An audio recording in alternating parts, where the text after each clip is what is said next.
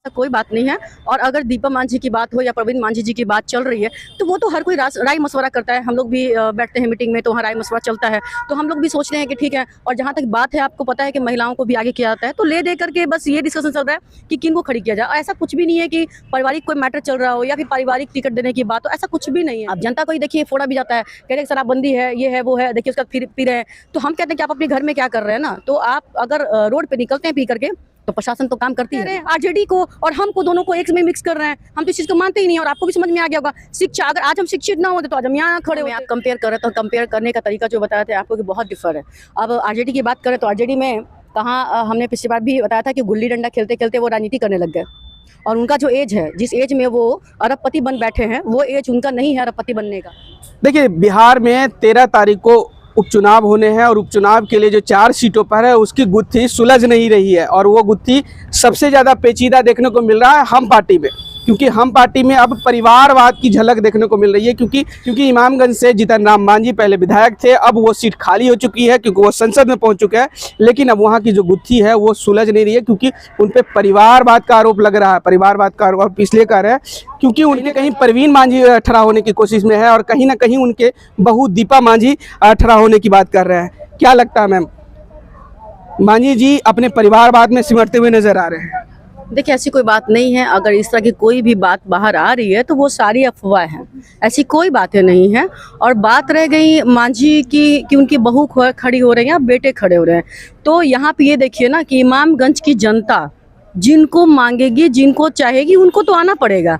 क्योंकि हमारे माननीय जीतन राम मांझी जी का कहना है कि हमारी जनता ही हमारा मालिक है, तो हमारी जनता जो मांगेगी, जो कहेगी, हम वही सुनेंगे।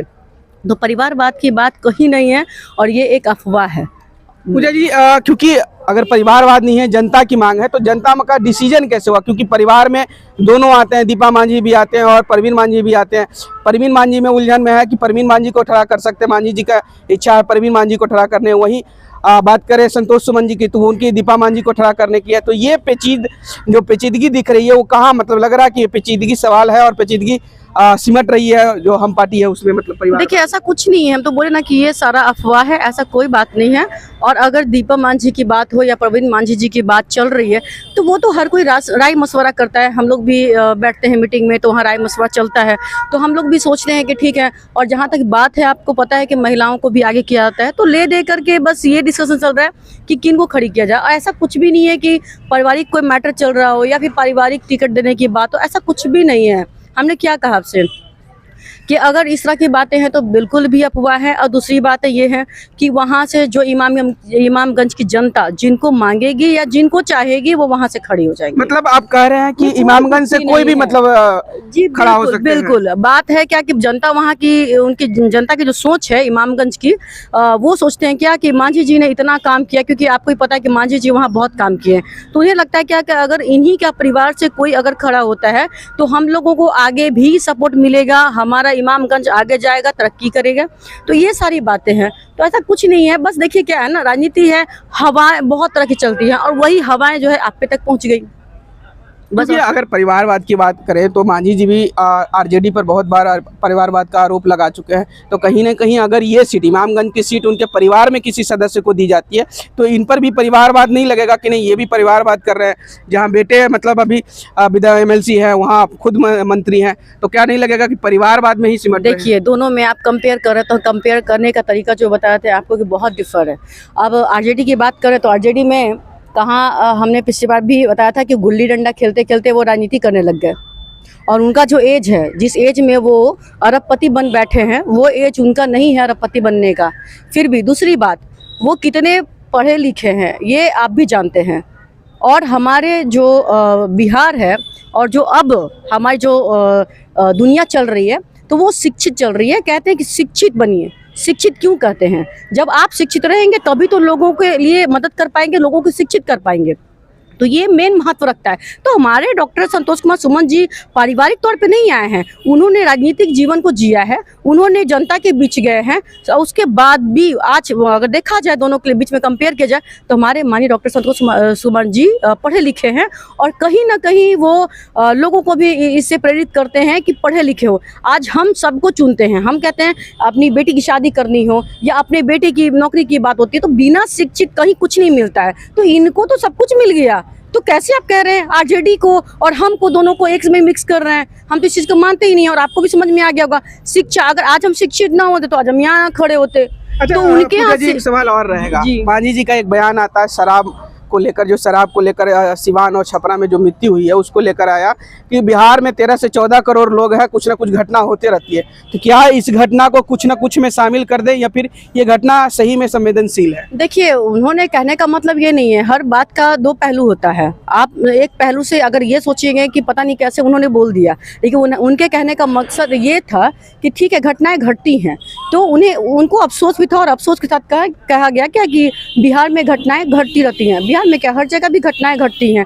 लेकिन आप ये देखिए ना कि हमारी सरकार इस पे कितना अंकुश लगाती है और अंकुश लगाई भी है। और आज उसी अंकुश के कारण, उसी शराबबंदी के कारण आज जो है हमारी महिलाएं बहुत सेफ हैं, हमारी लड़कियां बहुत सेफ हैं।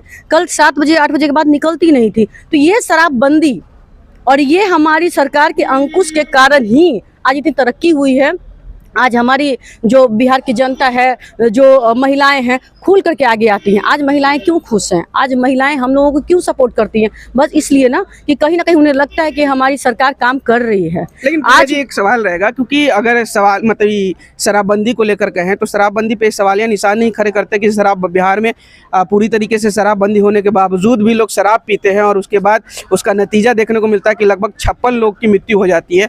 तो कहीं ना कहीं शराबबंदी है जो विफल नहीं दिखती है। इसको देखिए, विफल नहीं है। अब मान लीजिए थोड़ी देर के लिए, अब देखिए इसी बात पे मांझी जी ने कहा है कि बिहार में जो है कि इतने आबादी हैं उसमें घटनाएं घटती रहती हैं। कहने का मतलब ये भी तात्पर्य होता है कि देखिए अगर आप और हम सतर्क नहीं हैं थोड़ी देर के लिए और आप अपने घर में क्या कर रहे हैं ये आप पे डिपेंड कर। आप अपने घर में अगर कुछ भी करें तो हर एक घर में झांकना मामूली बात नहीं है और हर एक घर में हम झांक नहीं सकते और नियम के अनुसार भी हम हर घर में नहीं झांक सकते।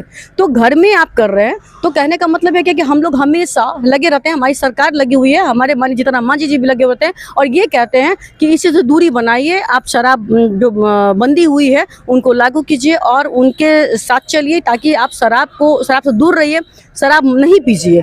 तो कहीं ना कहीं देखिए अगर ये कहीं भी लगता है कि शराबबंदी विफल है तो इस पे गौर नहीं किया जाता, लेकिन इस पे बहुत गौर किया गया है। आप जनता को ही देखिए फोड़ा भी जाता है, कह रहे हैं शराबबंदी है, ये है वो है, देखिए उसका फिर पी रहे हैं। तो हम कहते हैं कि आप अपने घर में क्या कर रहे हैं ना। तो आप अगर रोड पे निकलते हैं पी करके तो प्रशासन तो काम करती है ना, सरकार भी काम कर रही है ना, बहुत सारे नियम बने ना। प्रशासन वही शराब भी तो बिकवारी, आरोप लगता है प्रशासन पे कि प्रशासन शराब मतलब आप देखिए प्रशासन को कहिएगा कि शराब बिकवा रही है, लेकिन ये भी तो कहीं ना कहीं सच है ना कि प्रशासन के कारण ही तो हम लोग रात में चैन से और सुकून से नींद भी लेते हैं। तो आप प्रशासन को ही गलत कैसे कह सकते हैं? गलत ये नहीं होता। देखिए कहीं ना कहीं अभी ये भी तो कह सकते हैं ना, तो हो सकता है कि विपक्ष पार्टियों का काम हो शराब बिकवा रही हूँ, ऐसा थोड़ी होता है। कुछ लोग कह रहे हैं कि ये राजनीतिक है, राजनीतिक माहौल बनाया जा रहा है, क्योंकि लगातार देखा जाता है कि चुनाव से पहले ऐसी तरीके की घटनाएं ज्यादातर देखने को मिलती है। देखिए ऐसा कुछ नहीं है, लेकिन जहाँ तक बात है हमें लगता है कि विपक्षियों का आदत हो गया है हमेशा कुछ ना कुछ इस तरह का अटकल लगाने का। तो ये नया नहीं है और बाकी जनता जो है माननीय जीतन राम मांझी जी जनता को हमेशा अपना मालिक मानते हैं और हमेशा उनके साथ खड़े रहते हैं। तो ऐसा उनका कोई मन में इच्छा नहीं था कि किस तरह का बात को मतलब बदंगल बनाया जाए। तो ऐसी कहीं कोई बातें नहीं थी और उनको अफसोस था और अफसोस के साथ उन्होंने कहा कि बिहार में घटनाएं घटती रहती। कहने का मतलब उनका तात्पर्य ये भी था कि इस पे अंकुश लगाया जाए ताकि कम से कम घटनाएं घटें। बहुत शुक्रिया पूजा जी। तो देखिए अभी आप सुन रहे थे हम पार्टी के राष्ट्रीय प्रवक्ता पूजा सिंह को। आपकी क्या प्रतिक्रिया है? क्या सरकार शराबबंदी को लेकर समीक्षा की तैयारी करे और समीक्षा करे या फिर जिस तरीके से कानून चल रहा है वैसा ही कानून चलता रहे? आप अपनी प्रतिक्रिया आप हमें कमेंट में जरूर दीजिएगा। अभी के लिए बहुत बहुत शुक्रिया।